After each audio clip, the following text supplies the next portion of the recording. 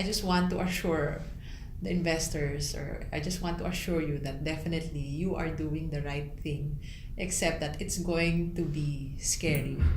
Okay. So aside from being optimistic and being greedy today, think about risk management. And I'm sure in a year or two, you will be making a lot of money.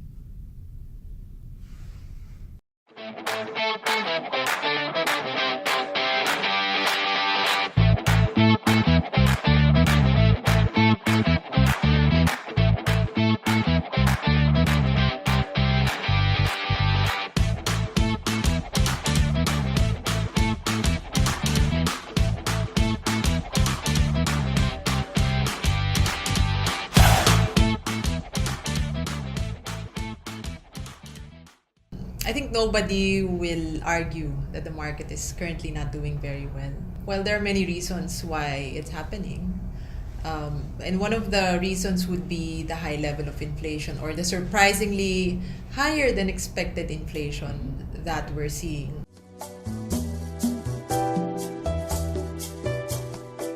For example, for the month of August, we had an inflation of 6.4%, which was way above consensus expectations. And the problem with inflation beating expectations is that, and for it happening on a consistent basis, is that it raises the level of expected inflation. Well, high interest rates are negative for the stock market because, first of all, it makes it more expensive for companies to borrow money and expand. Borrowing costs also go up, so that's not good for profits. Also, for investors, there are other alternatives that are much more attractive, like fixed income instruments. Right now, the 10-year bond is already providing a return of around 7%.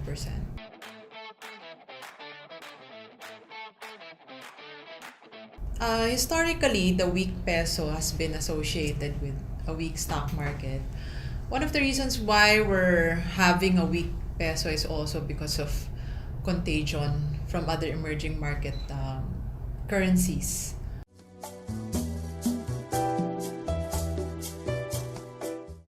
And of course, right now there is a strong favor for the US dollar, given that the Fed is raising interest rates, making it a more attractive currency.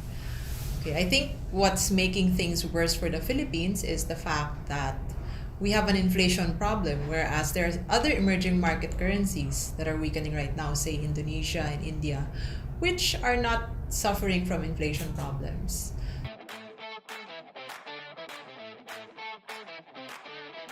Well, at least we now see a more aggressive BSP.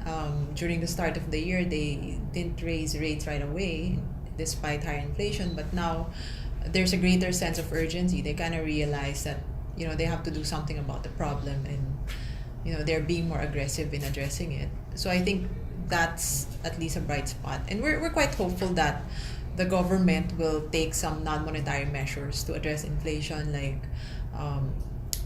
the rice tariffication law, or allowing the importation of more agricultural products.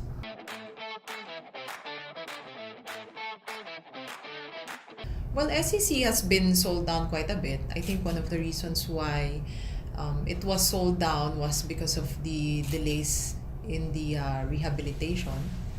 However, first of all, even with the delays of the rehabilitation, they are insured, so potential losses will not be significant or will be offset by returns from the insurance. And secondly, they're an integrated power company, so they also have coal mining. And the earnings from the coal mining business will more than offset the weakness in power. So in that respect, we continue to like it, and we also see insider buying.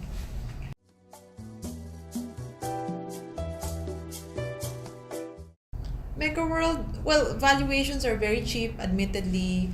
As discussed earlier, property companies are vulnerable to rising interest rates. Nevertheless, Meg has already transformed itself from being a pure residential property developer to an integrated property developer with a lot of rental properties. So the rental income from its malls, its hotels, and of course its offices, which account for the bulk of its rental income, will allow it to offset potential weakness in residential sales. Yeah, for Ayala Land, we like it. Again, it has a good brand, um, and again, even though the residential properties could be affected by higher rates, Ayala Land has a lot of rental properties also, such as malls. It's actually one of the biggest mall operators in the country, and it also has a lot of offices and also some hotels. So the income from these rental properties will be able to offset possible weakness in the residential sector. In Metro Bank, we like it because it's one of the big three banks. So being a big bank kind of protects you from higher interest rates because you have a bigger share of checking account and savings account deposits, which tend to be more stable in terms of cost rather than time deposits, which become more expensive with higher interest rates. So chances of margin squeeze are much less for Metro Bank.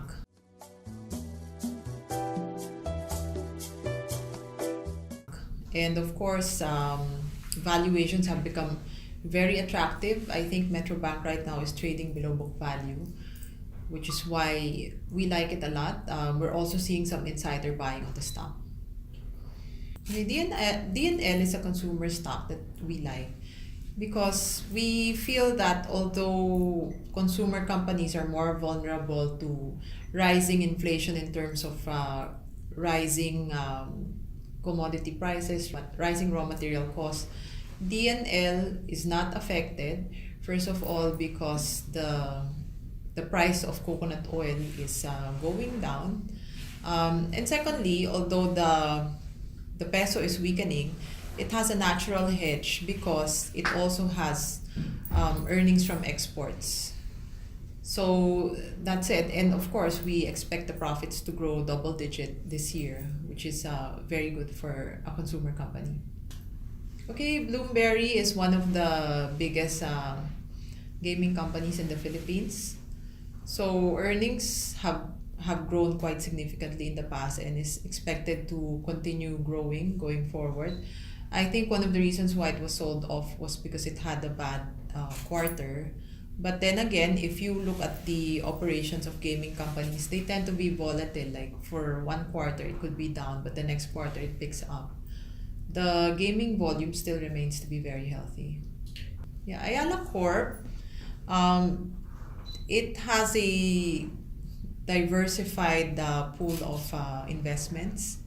So you have banking, then you have telcos, then you have properties, some growth stocks and some defensive stocks like say Manila Water. So we think it's a good proxy for the Philippine stock market. And compared to other holding companies, valuations are very attractive. Compared to historical valuations also, this stock is already trading at a discount. Okay, for PLDT, we like it because we feel like the whole telco sector is turning around because the data business now accounts for more than 50% of revenues. Therefore, the weakness of the legacy business, which includes SMS and voice calls, is less of a drag. And also the threat of third telco, in our opinion, is much less right now because the cost of data is already very cheap. And the requirements for putting up a third telco is very expensive, making it very difficult for the potential third telco to become profitable. Okay, Eagle Cement. Eagle Cement is our preferred pick for cement companies because it's the more efficient cement company. And based on what we're seeing, there is the bottoming of cement prices, and of course the demand for cement is picking up because of the government's build program, and from the private sector also there is strong demand for construction. Okay.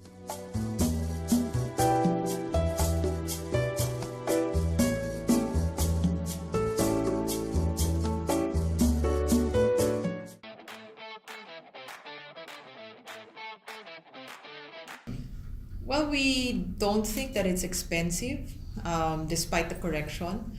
We have said numerous times in the past that, first of all, using the PE ratio for the PSEI is not the proper way to look at it, because the components of the PSEI today are no longer the same as 10 years ago, 5 years ago.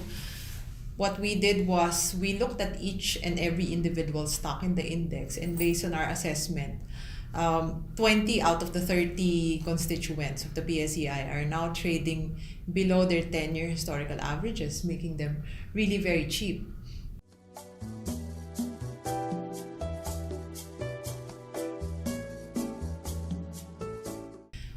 The market will not be cheap unless there are problems, there are uncertainties, and there are concerns. So, but that doesn't mean that the market is not cheap. It just means that yes, maybe it will continue to go down, but this also creates the opportunity to make a lot of money. Like Warren Buffett has said, if you buy a stock now, it has to be something that you're willing to sit on, even if the market were closed for 10 years.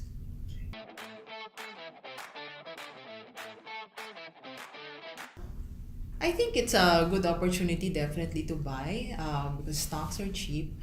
The problem is, of course, we don't know if we've seen the bottom already. But then we definitely know for sure that we're seeing values, and once conditions normalize, we're quite confident that valuations will be higher than where it is right now. Okay, so I think the best strategy is, again, to make sure that you just have enough stocks.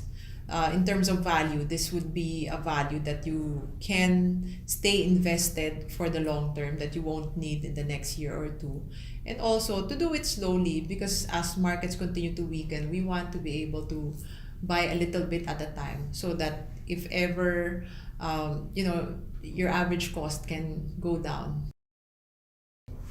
Well, maybe the next 6 months you could allocate your buying into maybe 6 tranches, and you could put a certain level of discipline. Say, I will only buy if the PSEI is trading below 7,500, something like that. Yeah, definitely the market is I guess scary. I mentioned two Warren Buffett quotes. The first one is to be greedy when others are fearful. And in my opinion, this is the perfect time to be greedy. However, at the same time, when you buy stocks, buy something that you're willing to hold on to for the next 10 years. So this does not only apply to stock selection, but also in terms of managing your risk. Okay, because of course we now know that if you buy something and the market goes down, you might question yourself if you're doing something right, or if this is the right strategy. I just want to assure the investors, or I just want to assure you that definitely you are doing the right thing, except that it's going to be scary. Okay, so aside from being optimistic and being greedy today, think about risk management. And I'm sure in a year or two, you will be making a lot of money.